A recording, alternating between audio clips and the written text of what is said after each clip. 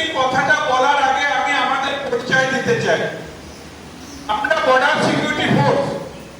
আমাদের কাজ কি? আমাদের কাজ আছে বর্ডারে সীমিত, আপ টু 50 কিলোমিটার ভিতর পর্যন্ত আমাদের কাজ চলে, তার ভিতরে না, বর্ডার থেকে।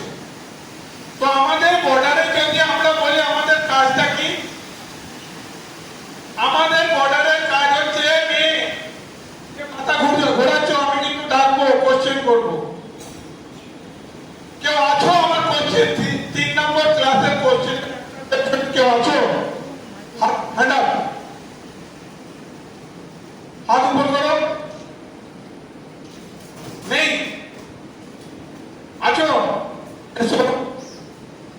তো আমাদের সিকিউরিটি ডিউটি কি হচ্ছে? আমাদের বর্ডার সিকিউরিটি ডিউটি যে টাস্ক, সেটা কি? নাম্বার 1, বর্ডারের যে গরিমা, সে নিয়ন্ত্রণ বজায় রাখা,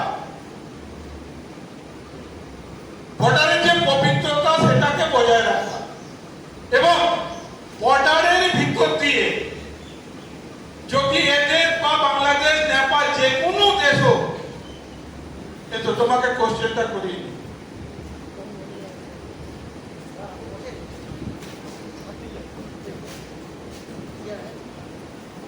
এ পার্ট কোন ক্লাসে বেটা? 10 এ। ওকে, ফার্স্ট কাজ এরকম তো বোন,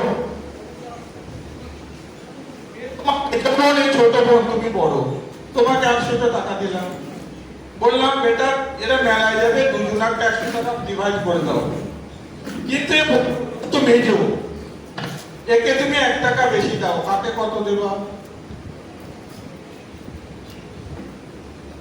একে দেব হচ্ছে 51 টাকা, আর যদি তাহলে একে দেব হচ্ছে 49 টাকা। এবার দেখো 51 মাইনাস 49 কত হয়?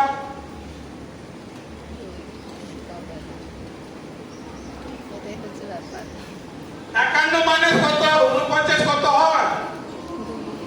2।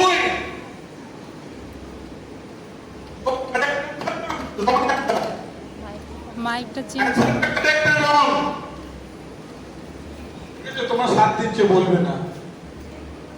চলো সবাই না, তোমার জন্য নেক্সট কোশ্চেন আসবে, তোমাকেও আমি জিজ্ঞাসা করবো নেক্সট কোশ্চেন। তো আমার কথা হচ্ছে, দেখো পড়ালেখা আলাদা জিনিস আর বাড়ির সংস্কার হচ্ছে আলাদা জিনিস। আমি 500 ক্লাস পড়ি, মোবাইল কত কিলোমিটার? আমার 5 কিলোমিটার মোবাইল লম্বা।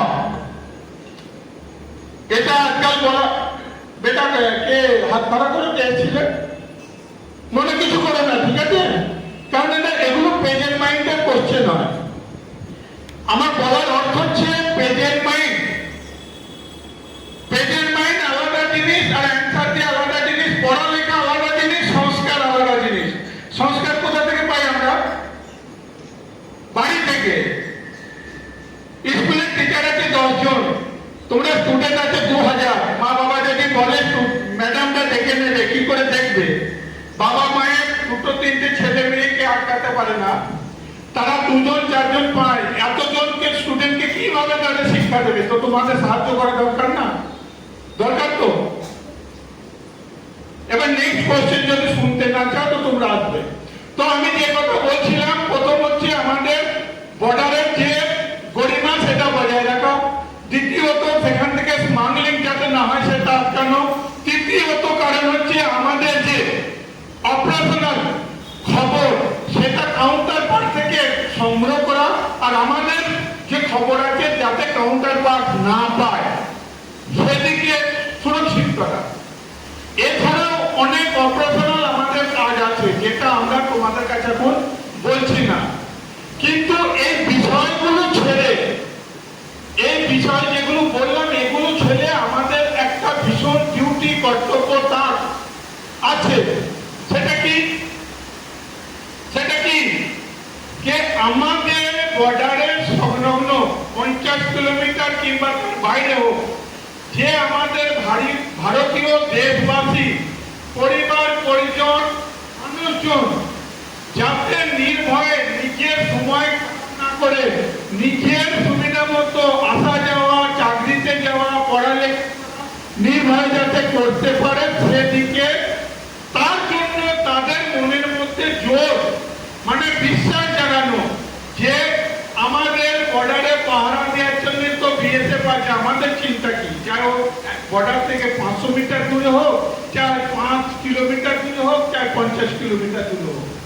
তো আমাদের তোমাদের জন্য মেন কর্তব্য আমাদের কি তোমরা যেন কোনো রকমের ডিস্টার্ব না হও তোমাদের নিজস্ব কাজের জন্য। তো তার জন্য আমাদের পেরেছে, আমাদের সরকারের তার জন্য মাইনে দিয়ে রেখেছে। কারণ আমাদের দেশের অবস্থা আজকের দিনে এমন হচ্ছে, যে বিষয়টা বললাম হিউম্যান ট্রাফিকিং। হিউম্যান মানে কি? মানব। মানব মানব কি একটা জাতি, ট্রাফিকিং কি? পাচার। যদি কোনো মানুষকে এক ডিস্ট্রিক্ট থেকে অন্য ডিস্ট্রিক্ট, এক স্টেট থেকে অন্য স্টেট কিংবা এক দেশ থেকে অন্য দেশে যদি তাকে ভুল কাজের জন্য,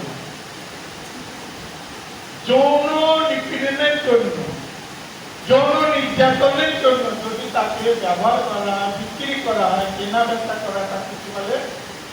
পাচার।